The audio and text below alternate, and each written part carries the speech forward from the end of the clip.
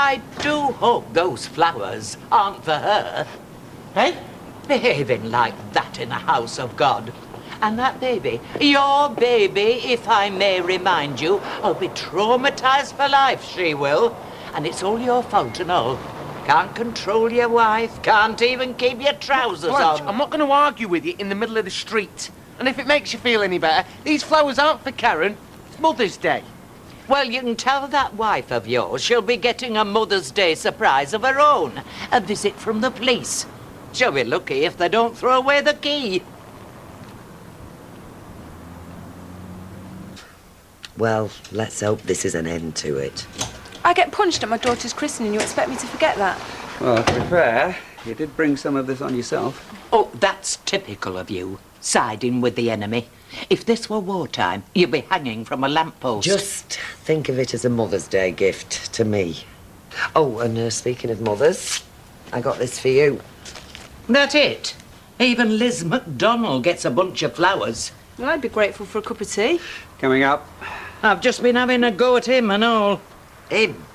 The father knocked the wind out of his sails when I told him we could be taking this up with the police. The police? What? Grievous bodily harm in front of witnesses? She'll get 5 years if we can find a decent judge. Oh, not more trouble. Look at that eye. She'll find it hard enough to get herself a man with a baby on her arm, without that and all. Hi, ladies. Hi. Hello. Not well, if you must know. Not well at all. You were going to ask how Tracy is, seeing as nobody's had the grace to inquire. Mother, I thought we agreed to give this a rest. You might have done. For what it's worth, I did give Karen a piece of my mind after what she did. I just hope we can be friends, if only for Amy's sake. Excuse me. I've had a word with Kenneth about siding with the enemy. This isn't the enemy. In that case, she can look after her granddaughter for a few hours. Give me and Tracy a break. Unless she's frightened of upsetting her family. Blanche, I would love to look after her, just to be near Amy. And if that means upsetting certain people, makes it even better.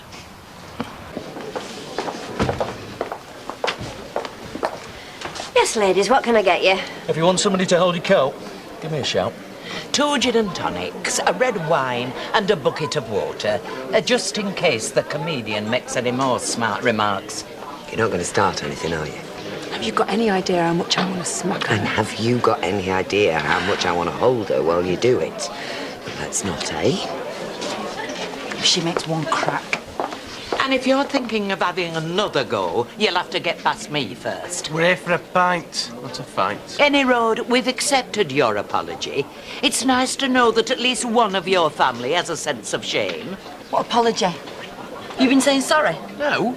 Elizabeth did. That is it. She's pushed it once too often. Karen! My gran reckons I should report your Rottweiler to the police. They might make you have a put down. Oh, I'll give you one on the other side to match. No, you won't. Come on. She's just trying to wind you up. I didn't need winding up, Steve. Not after hearing about your mother saying sorry. Oh, I should have just done that to smooth things over, that's all. Oh, that's not all. I mean, she's just getting at me. Non-stop. I mean, you might as well have just bought her a wooden spoon today, never mind flowers. Don't believe this. What are you doing? I've been taking my granddaughter for a walk. Mum, why today? Why not today, Steve? Why not every day? She's your daughter. And I am Steve's wife, only that just doesn't seem to bother you. Oh, you don't know how much that bothers me. Look, Tracy would love it if you two start brawling in the street now. Wouldn't be a brawl, Steve. It'd be a pleasure. Go on. See how far it gets you. Right. Karen! Okay. All right. Shelley! Just a minute. There's 3 of us. How does that work out? Well, it's 2 for 1, Blanche, not 3. I'll tell you what, we'll have 2 rounds and then we get 6 drinks for the price of 3. I've been nodding off in the middle of the afternoon at that rate. I'll risk it. Sex discrimination, is this?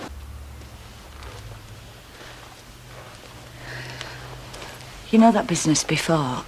I'm sorry, I didn't mean to cause a row. I'm sure, but Parading that flaming baby down the street, she knew exactly what she was doing. Don't take your coat off. Because you're not stopping. You want me out? Look, when were you planning on going anyway? I mean, I hadn't thought. Well, we've thought for you. So off you go. look, Mum, this is a really difficult time for me and Karen. If you give in to her now, she'll make your life even more of a misery. But I'm not giving in. I just want to give our marriage a chance, because that's what I want. And there's not a lot I can do about Tracy. But what I can do is I can take the pressure off in here. Just home on the street. Bet that's not a first either. Look, I'll give you a lift to wherever you want to go. Brighton, if you want. I don't think Brighton would be far enough for her. Well, don't let me stop you from going any further. No, Steve. I don't want anything else from you.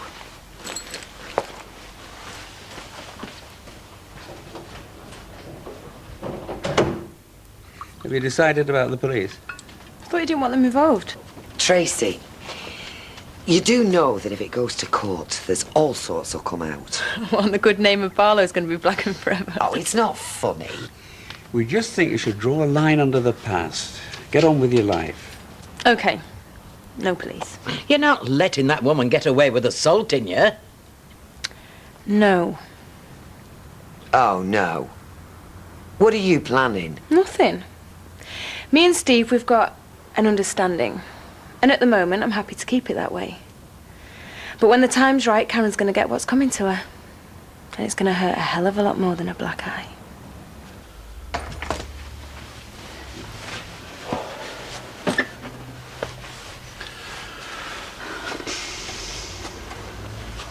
Listen, I know me and Karen can never be friends. That's one thing we can agree on. I don't want to fall out with you about this. You know what that baby means to me, especially after Katie. Katie? Mum? This one got in with the right bad lot. And then he disappeared. We thought he'd been murdered. Why are you dragging this up now? I was so worried. I started off in labour. My baby girl didn't even have a chance to survive. You are disgusting. You what? You have tried everything you can to split me and Steve up. And you can't bear the fact that despite you, and despite that tart and a baby, we're still rock solid, so what do you go and do? You go so low that you drag your dead baby out of a grave? You call me disgusting? How dare you? As if Steve wasn't feeling guilty enough about chucking you out. You remind him that maybe, and it is only a flaming maybe, that because he got in trouble, it cost you your baby. He lost you your kid. So you want to blow his life apart? That isn't just disgusting, Liz. That is sick. Don't you dare look down your nose at me, you cow. Right, come on, that is enough, the both of you. No, Steve, I've been biting my tongue long enough. Well, then maybe you should have bit it a damn sight harder. I'm not going to stand by and watch you make a fool of my son anymore. Because he deserves better than a common little tart who'll drop her knickers for any man who whips out his wallet. Oh, yeah. I've heard all about you running off with your boss at Baldwin's and then coming crawling back to Steve and telling him how sorry you were. Because I was. Oh, yeah. And how did you repay him? By spending every penny he's got. And more. On that flipping circus of a wedding so you could be Queen of the Flaming May. Instead of the gobby, brawling little slapper that you really are. He's broke now. What are you going to do? Look round for the next mug? Mum, enough! Do you know something? People round here think Tracy Barlow is a nasty little cow. Well, I so wish my son had run off with her and their baby. Because he couldn't have done any worse than he has with you. You scum, Karen. Selfish, lying, cheating, money-grabbing scum.